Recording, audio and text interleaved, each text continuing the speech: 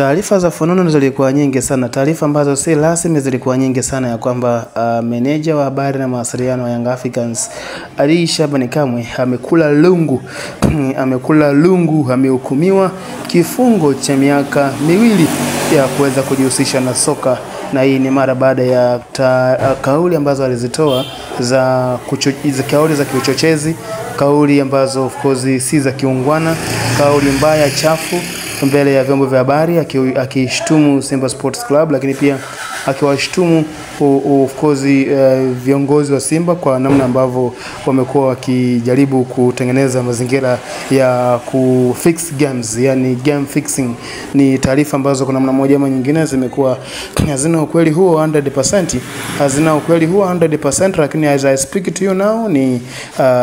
Ally Shabani Kamwe ametoa taarifa kwamba kila kitu kiko vizuri, na mbali ya kuelezea hilo pia ameelezea juu ya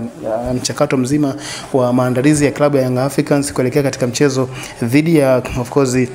dhidi ya Simba Sports Club, ambapo tunazungumzia hii ni dabi ya Kariakoo, moja kati ya mechi ambazo zinasubiriwa kwa hamu sana, moja kati ya mechi ambazo zimenasubiriwa kwa hamu kweli kweli. Pengine kila mmoja anatamani kuona Young Africans inafanya vizuri zaidi, na namna ambavyo tunatambua Yanga katika maandalizi na morali ya namna hii, of course tunajua nini ambacho kinakwenda kutokea, na anaeleza kwamba kwa mara ya mwisho Yanga kuiona iko katika wachezaji katika uwanja wa mazoezi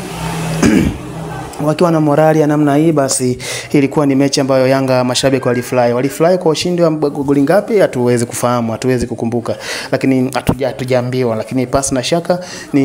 ilikuwa ni maandalizi mazuri na mashabiki wa Young Africans wakapata furaha. Hapana shaka huyu ni jeshi yao kwa Satola, ni fullback kulia ya Young Africans, mmoja kati ya wachezaji wenye uwezo mkubwa.